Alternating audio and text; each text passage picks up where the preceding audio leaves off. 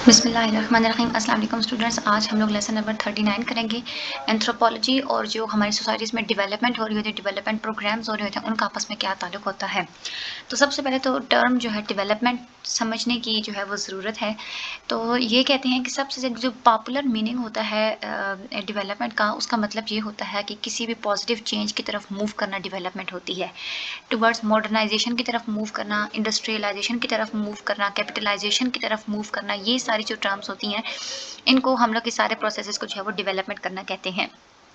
जो major development agencies होती हैं और जो मल्टीलेटरल ऑर्गेनाइजेशंस होती हैं, यानी कि वो ऑर्गेनाइजेशंस जो कि पूरी दुनिया में एक बड़ी ऑर्गेनाइजेशंस मानी जाती हैं और वो किसी भी मुल्क में डेवलपमेंट प्रोग्राम स्टार्ट कर सकती हैं, वो डेवलपमेंट को इन टर्म्स ऑफ पॉवर्टी जो है वो डिफाइन करती हैं।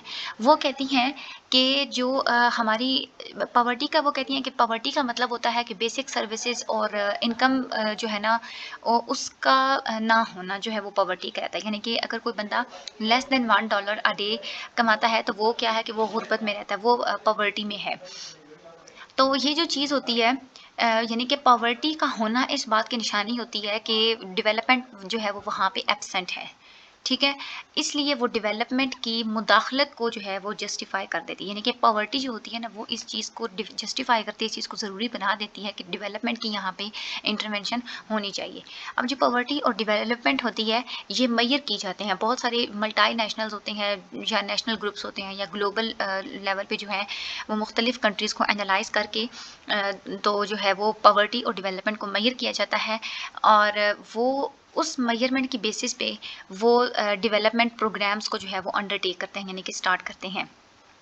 But even focusing on poverty does not necessarily imply that poor people are more involve in. लेकिन अगर हम लोग सिर्फ पॉवर्टी पे अगर हम लोग सिर्फ फोकस करें ना, तो इसका हरगिज़ ये मतलब नहीं है कि सिर्फ पुअर पीपल ही डेवलपमेंट को प्लान करते हैं, डेवलपमेंट के प्रोसेस में वो होते हैं कि डेवलपमेंट हासिल करना चाह रहे होते हैं। ज़्यादातर क्या होता है कि गरीब लोग जो होते हैं वो नहीं होते जो वो नज़र आ रहे होते हैं। कुछ लोग होते हैं उनके पास पैसा होता है, लेकिन वो बस गरीब बन के वो लोगों को, माशरे को जो है वो दिखा रहे होते हैं। तो जो एंथ्रोपोलॉजिस्ट होते हैं, वो डेवलपमेंट को नेगेटिव टर्म में भी जो है वो यूज़ करते हैं। यानी कि ऑफन वो कहते हैं कि जो डेवलपमेंट होती है ना, वो नेगेटिव टर्म में डिफाइन की जाती है। यानी कि अगर हम लोग डेवलपमेंट को इस तरह से डिफाइन करते हैं कि जहाँ पे पॉवर्टी होगी तो वहाँ एब्सेंस होगी डेवलपमेंट की, जहाँ डेवलपमेंट होगी तो वहाँ पे पॉवर्टी जो है वो नहीं होगी, तो इसका ये मतलब हुआ ना कि पॉवर्टी तो बिल्कुल ही एक अनएक्सेप्टेबल स्टेट है हमारी सोसाइटी में, जो कि अगर इस टर्म में अगर हम लोग डेवलपमेंट को डिफाइन करेंगे, तो लोग तो फिर पॉवर्टी में रहने वाले लोगों को तो बिल्कुल भी एक्सेप्ट ही नहीं करेंगे हमारी सोसाइटी में। उसके बाद रोल ऑफ एंथ्रोपोलॉजी का डेवलपमेंट में क्या रोल है। एंथ्रोपोलॉजी जो होती है उसका मेन फोकस जो होता है वो सोशल ट्रांसफॉर्मेशन पे होता है, यानी कि हमारी सोसाइटी में पॉजिटिव चेंजेस लाना और वो इस चीज़ को भी, उसका फोकस जो होता है ना,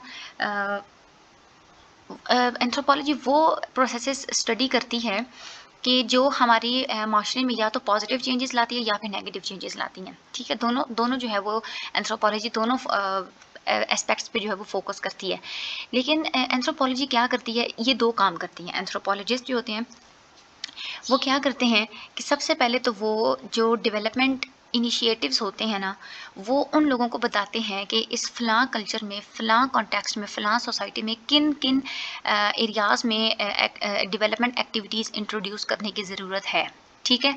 दूसरा जो कल्चरल एंथ्रोपोलॉजिस्ट जो काम करते हैं, वो जो डेवलपमेंट प्रोफेशनल्स होते हैं, उन लोगों को वो इनसाइट्स यानी कि आगाही देते हैं और उन लोगों को वो अंडरस्टैंडिंग्स देते हैं उस पर्टिकुलर कल्चर के बारे में, और उन लोगों को हेल्प आउट करते हैं कि वो ये प्रिडिक्ट कर सकें कि हमारे इस डेवलपमेंट प्रोग्राम्स के सोशल रिलेशंस पे और इंस्टीट्यूशंस पे क्या-क्या इम्पैक्ट्स पड़ सकते हैं।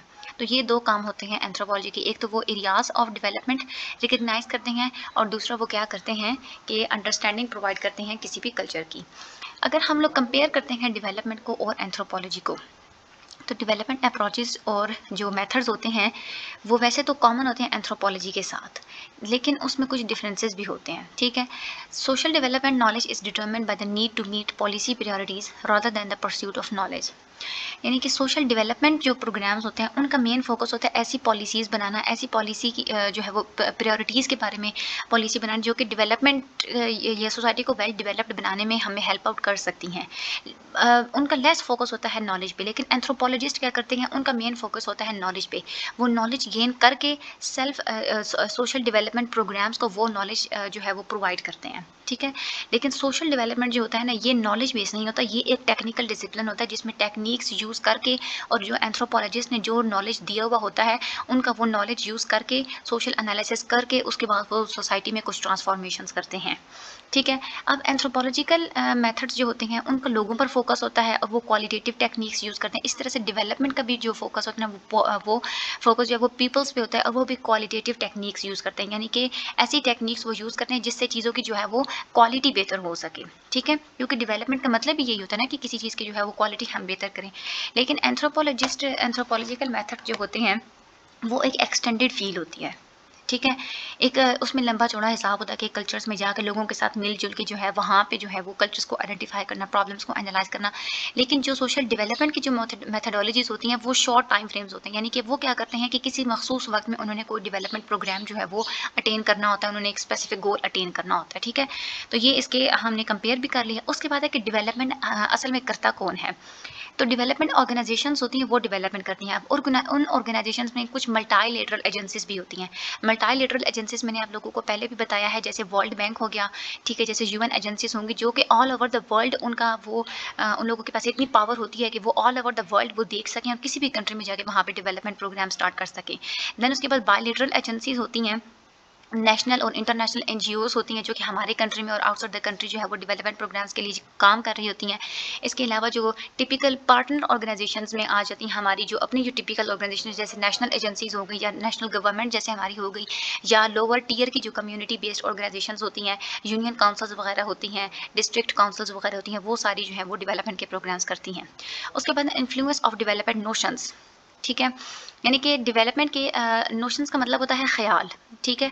तो डेवलपमेंट का जो हमारा जो ख़्याल होता है, ये डेवलपमेंट करने की जो सोच होती है, उसका इन्फ्लुएंस हम पे क्या होता है। The influence of development extends far beyond the formal institutions charge with implementing development oriented programmes.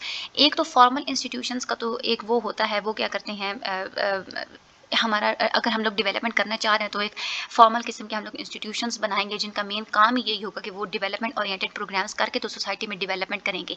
लेकिन इससे हटकर भी कुछ इन्फ्लुएंसेस होते हैं डेवलपमेंट के। वो इन्फ्लुएंसेस होता है कल्चरल एटीट्यूड्स का। वो मैं आप लोगों को एग्जांपल से समझाती हूँ कि देखें, अगर आप लोगों की सोसाइटी में आपको अवेयरनेस दे दी थी, आपको एस्पायरेशंस दे दी जाती है कि आप अपनी सोसाइटी में जो है ना वो डेवलपमेंट प्रोग्राम स्टार्ट करें, ठीक है। तो आप क्या करते हैं कि आप बहुत से लोग मिलके आप ये जो है वो मुहिम स्टार्ट करते हैं कि हम लोगों ने गरीब लोगों की मदद करनी है। आप लोग पैसे इकट्ठे करके गरीब लोगों को देना स्टार्ट कर देते हैं। वो आहिस्ता आहिस्ता करके आप लोगों के पॉपुलर कल्चर्स में स्टार्ट हो जाएगा। और ये बहुत सारे पॉपुलर और डेवलपिंग कंट्रीज़ में जो है ना वो डेवलप्ड और डेवलपिंग कंट्रीज़ में ये एक पॉपुलर कल्चर बन चुका है।